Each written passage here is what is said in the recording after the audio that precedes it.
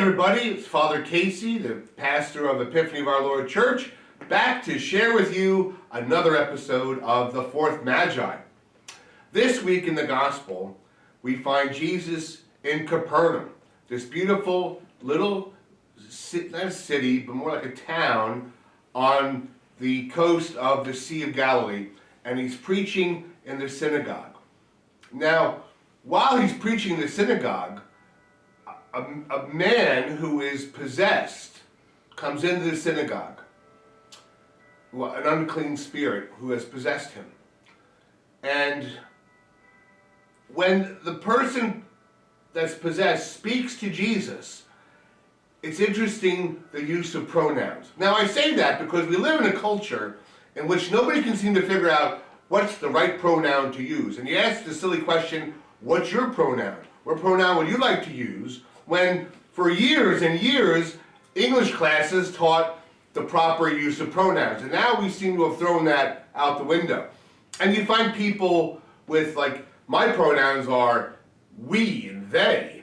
And even though they're a singular person, they use a plural pronoun, which is kind of silly if you think about it. But I want you to notice this in the gospel, that when the person possessed speaks to Jesus, they say to him, "What have you to do with us, Jesus of Nazareth? I know who you are." And it's interesting that the switching of the pronouns, that it goes from one person speaking to Jesus using the plural pronoun of us, and then switching to "I know who you are." I just thought that was a curious note. And whenever you find dealing with a person who's possessed, they're using different pronouns to identify themselves. And I thought that was curious because we live in a culture where we can't seem to get our pronouns straight. Anyway, so dealing with this idea of possession, Jesus simply speaks to the person, actually the demons inside, apparently there's multiple ones, and says, get out of him. And they do. They leave. And the people are really struck by Jesus' authority, one, with his teaching. He teaches differently than the scribes. Now, I imagine for them to say that he teaches with authority, he teaches like he knows what he's talking about. And the scribes probably are fumbling through papers, they're reading from their notes, they don't have a real command of the law, and they don't speak about it as if they have authority. They speak probably as like, well, I'm just a servant that is speaking my job. I'm doing my job, is what they're doing. But Jesus, when he teaches with authority. Like, if you were going to speak to somebody in the topics of like physics or math or any other realm in the realm of science, you know who knows what they're talking about and who doesn't. You know who has a command of the topic and who doesn't. We've all experienced teachers. One that read from their notes, blah, blah, blah, blah, blah. And we know how boring they are, and we all would nod off during class because they don't speak like they have authority. And then we've had teachers that speak with a passion, that speak with an understanding and a knowledge of the topic that they're teaching, and we are mesmerized. We are on the edge of our seats in the classroom. You know what I'm talking about. I'm sure you can think about some teacher, whether it was in high school or college, or whether it was in grade school. You know the teachers that had a command and authority when they were teaching their subject matter. But Jesus apparently taught in such a fashion, and the people were mesmerized. They were awed by his teaching style. And then to go and exorcise these demons from this man, they say, wow, even the unclean spirits listen to him. Wow. Like, he doesn't have just command of godly things, he has command of evil things, evil beings who will listen to him. Not that he commands them to do his bidding, but he commands them to do what he tells them. And they listen because they know who he is. But that leads me to think about this idea of demonic possession. or oppression, or temptation. Those are the three things that evil spirits have over us, that they can deal with us. Now, there are a lot of people that say in our world that there are no such thing as demons. And there's nothing better that the demons like than to have people who don't even think that they exist. That would be like you and I saying, well, there's nobody crossing the border. I've never seen anybody cross the border, so therefore, nobody is crossing the border. And to deny that, somebody would say you're ridiculous. You really are not that swift. And you say, well, I've never seen it, so you may talk about it, and you may show pictures and videos, but they can be tampered with, so therefore, I don't believe in it. Well, kind of foolish. And you're ignoring a problem that will have ramifications later on. Same thing with the idea of demons existing and also having the power to tempt us, to oppress us, and to possess us, if the circumstances are accurate for that. Now, I'm not going to get into all those different aspects of it, and you can't say, like, the devil made me do it all the time. That's not something we can do either.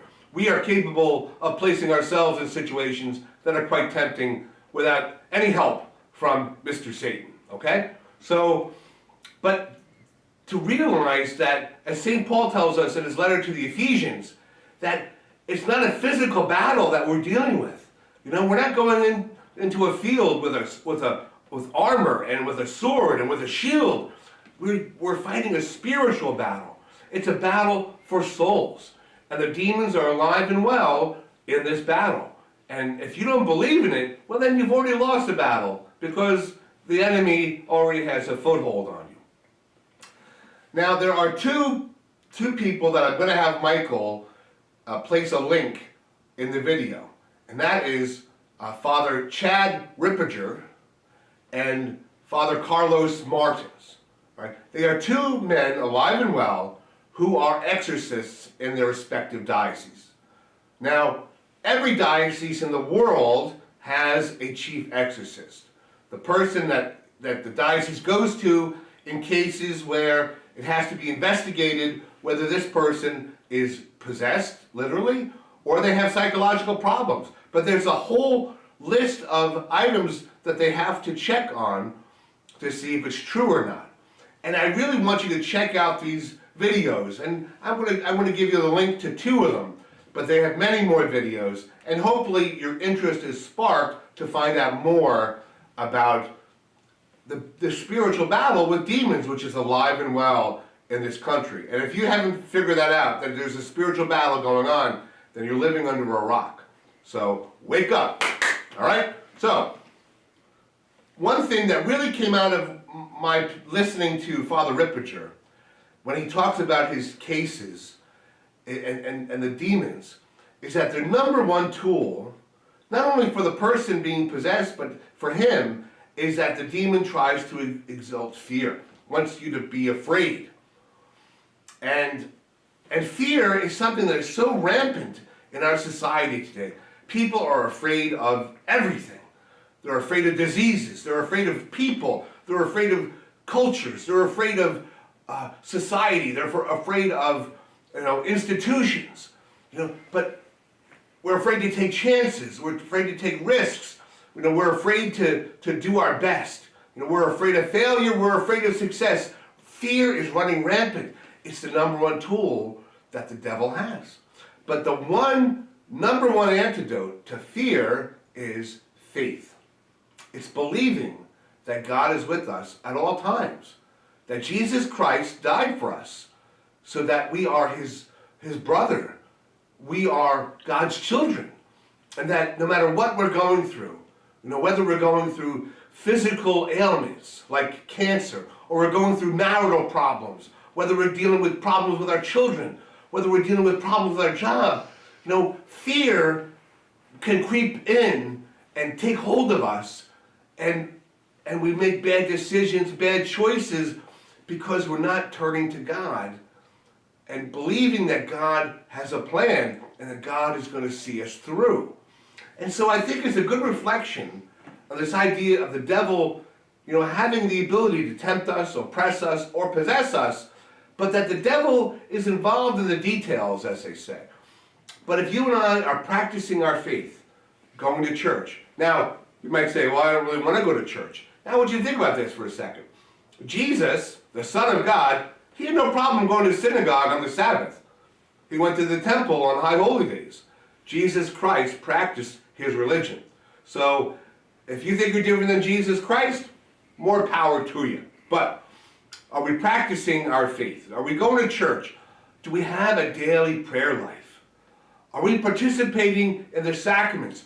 One thing that was so interesting from Father Carlos and from Father Rippinger is that the number one sacrament that really helps us to deal with the devil is the sacrament of reconciliation, the sacrament of confession. Because when we do that, we're crying out to God, help me with this temptation. Help me with this sin that I keep falling into. And listen, everybody falls into their particular sins over and over again because we're human. All right? We don't give up because we commit the same sin over and over again. But we go to the sacrament of reconciliation to receive the graces to fight the battle another day. And the devil hates that because we're getting the graces from God, the strength in order to resist him. So, how are we participating in the sacraments? Bottom line is, what tools, what weapons are we incorporating into our lives? Like the rosary, or other weapons, Mass, Eucharist, confession. What weapons are we incorporating into our life in order to fight the spiritual battle, which is very real? And if you watch these videos from Father Rippinger and Father Carlos, and Father Gabriel Amorth, although he's deceased, he was a chief exorcist of Rome. You watch those videos and you hear what these men have to say, they're not making it up. And you'll tell by watching them, they're not making it up. They're not trying to instill fear in us.